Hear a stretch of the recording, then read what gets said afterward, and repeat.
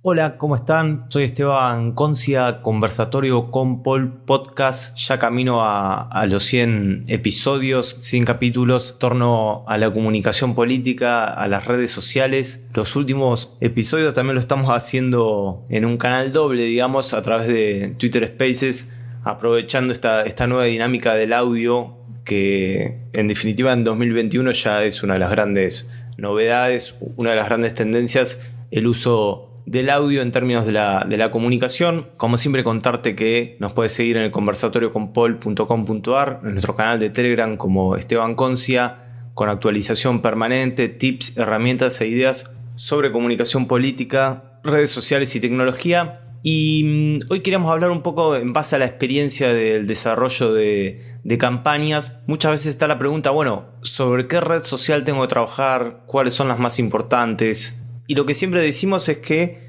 efectivamente el criterio tiene que ver, por un lado, la cuestión generacional, por otro lado, con la cuestión de geolocalización, es decir, cambia zona, va cambiando, digamos, de acuerdo a las distintas zonas del país, con lo cual una reflexión en torno a cómo usar redes sociales en base a la experiencia nuestra y en base a cuál priorizar siempre está bueno. Y en esta oportunidad, como les decía, armando este podcast a la vez que transmitiéndolo y comenzando a utilizar, bueno, ya comenzamos hace un tiempo, pero tratando de entender mejor el Twitter Spaces. Me parece que una reflexión esencial es que no alcanza con Facebook e Instagram. Porque claro, cuando vos ves la data, la información, pero también la experiencia de uso, en general, ¿qué aparece? Bueno, vamos a Facebook e Instagram y de alguna manera con eso me va a alcanzar o con eso voy a cubrir mis expectativas y voy a desarrollar contenidos para esas dos redes. Pero es cierto que no alcanza con esas dos plataformas y esto más que una idea o una presunción, en nuestro caso se transformó en una reflexión en torno a la práctica, porque si bien siguen siendo los tanques, entre comillas, principales, junto con YouTube, cierto es que cada vez más hay un espectro, sobre todo de personas, podríamos decir, de un sub 30, que van migrando hacia otras redes. Teniendo en cuenta también que hay un dato que es fundamental, que cada persona está teniendo entre 5, 6 o incluso 7 plataformas sociales en su celu, con lo cual la realidad es que todo indica que trabajar con esas dos únicamente y producir contenido únicamente para esas referencias me parece que no alcanza, que no basta, que no es suficiente. Como les decíamos antes, hay una migración interna en el uso entre los usuarios, desplazándose hacia otros centros de atención, hacia otros focos, y que dan cuenta de alguna manera de cómo los nuevos usuarios se van constituyendo. Por ejemplo, digo, ¿qué quieren? ¿Diversidad? Y bueno, en Instagram no la van a encontrar. Instagram es la ilusión estética de una vida cuasi perfecta, digo. Es el reino de cierta cuestión de imagen uniformizada, de vestimenta, de qué comer, de dónde realizar turismo, de cómo transcurrir el día. Entonces, digo, ahí en Instagram no vas a encontrar diversidad y precisamente uno de los rasgos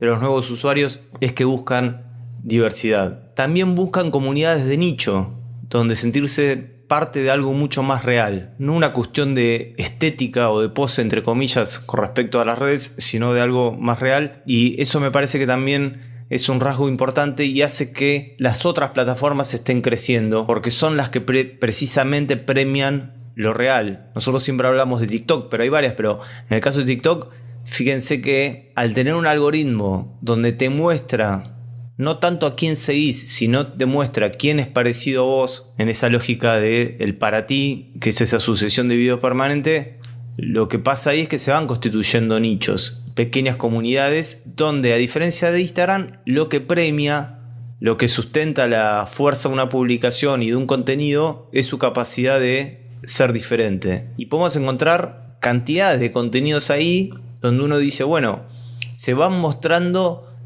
nichos, subnichos, otra forma de vestirse, otras formas de hablar, etcétera, etcétera, que hacen a un mundo mucho más diverso. Pero además, estas nuevas generaciones suelen detestar los anuncios publicitarios y el rastreo en línea.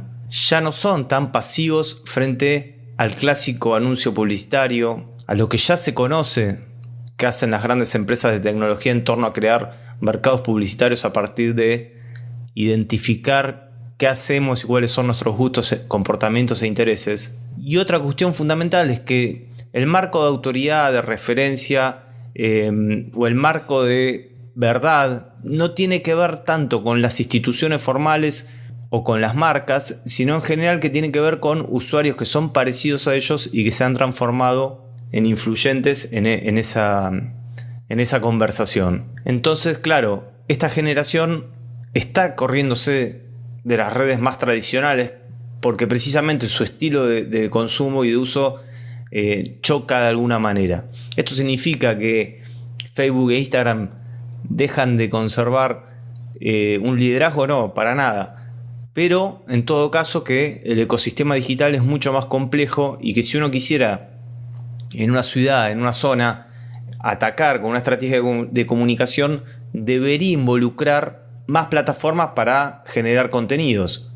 Porque si no estaría no hablándole a una parte de la sociedad importante que construye incluso una buena referencia del padrón electoral. Porque no es solo los más pibes. Personas que son consideradas millennials, que tienen incluso más de 30 años, también están abandonando estas plataformas. Ha pegado mucho también la cuestión, como decía antes, del uso de las grandes tecnológicas, digo, el dilema social, bueno, todas, incluso que han salido series, documentales sobre el tema en torno a la utilización de nuestras huellas digitales, con lo cual ya el grupo etario se hace mucho más amplio en el que está moviéndose hacia otras plataformas, y eso me parece que es sumamente importante de tener en cuenta. Con lo cual, en este nuevo ecosistema digital, la verdad que si uno está utilizando solo dos, está perdiendo un espacio de oro en otras plataformas. Por supuesto que es difícil porque, claro, no se trata de copiar y pegar contenido. Uno tiene que, en la medida que amplía las plataformas, tiene que producir más. Es más trabajo, es más tiempo, más recursos y sobre todo más ideas de cómo nuestro contenido, sobre todo si es un contenido más institucional o político, llevarlo a esas redes. Nosotros, y vuelvo al ejemplo, siempre promovemos el uso de TikTok, pero claro, como aparentemente o hay cierto prejuicio de que es una red vinculada nomás a lo, no sé si lo lúdico o al baile, claro, muchas veces ese prejuicio hace que se congele la capacidad y la disposición a la creatividad y no se usa. Pero digo, no es solo TikTok, por ejemplo, el caso de los podcasts, que ya se estableció en un 30% de uso en la Argentina y en varios países también de América Latina, incluso más.